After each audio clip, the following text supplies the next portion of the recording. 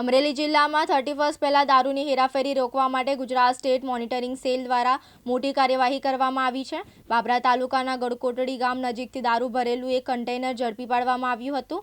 આ દરોડામાં ₹62.79 લાખના દારૂ સાથે 95.29 લાખનો મુદ્દામાલ જપ્ત કરીને 5 આરોપીઓની ધરપકડ કરવામાં આવી છે। એસએમસીની ટીમે ગડકોટડી ગામ નજીક દેવાંગી હોટલ પાછળના ખુલ્લા ખેતરમાં દરોડો પાડ્યો હતો। અહીંથી એક કન્ટેનરમાંથી 17,280 ઇંગ્લિશ દારૂની બોટલો મળી આવી હતી, જેની કિંમત ₹62,79,840 આંકવામાં આવી છે।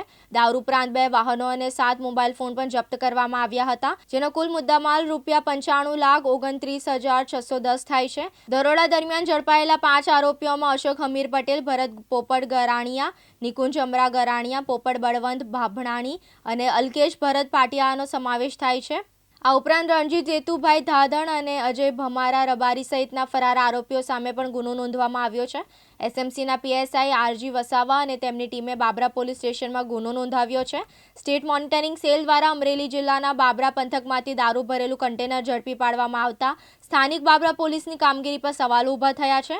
આ દરોડાને કારણે સ્થાનિક પોલીસ તંત્રમાં ચર્ચાનો વિષય બન્યો છે। અપુ જોશી, દિવ્યાંગ ન્યૂઝ, બાબરા, અમરેલી।